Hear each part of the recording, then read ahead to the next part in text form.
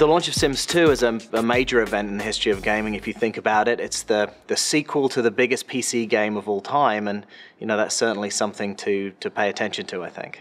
Games as a whole today touch so many more people than you might imagine. When you think about the Sims, the original Sims, that's in its various forms and expansion packs, sold about 34 million copies of software, and so that's a lot of people that you touch with that game. And so anything that has that type of coverage really has the opportunity to impact popular culture. And I think that what we've tried to do is we've tried to build a really compelling entertainment experience that happens to be a computer game at the same time. And I think through that we should be able to affect pop culture in the way that great art or entertainment affects pop culture.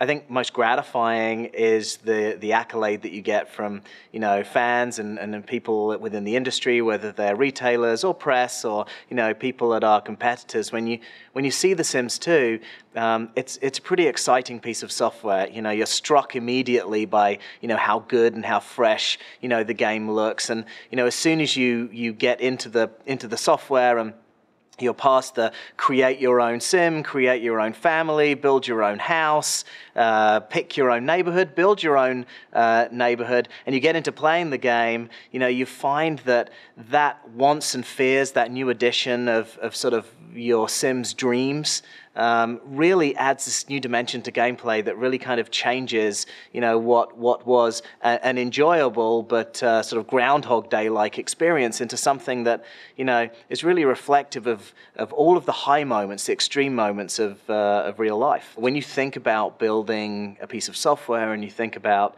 what is it? What's the nugget? What's the thing that kind of encapsulates all of the things that you're doing? You get to this concept of the X.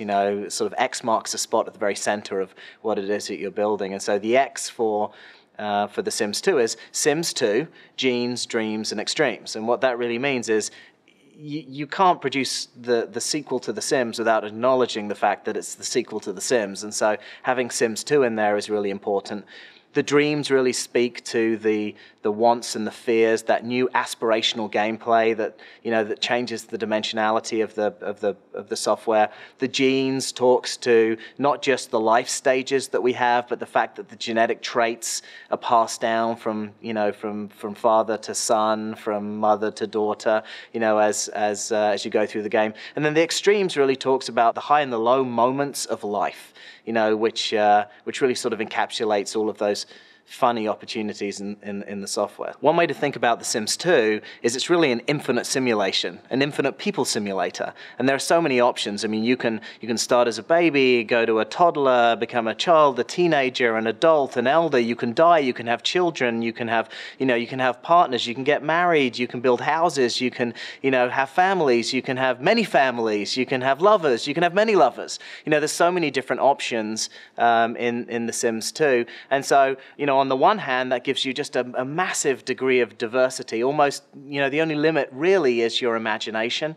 And then the challenge that presents, of course, is you need to be able to cut a path through the play experience for the user. And I think we've been able to do that, to a great degree with the software.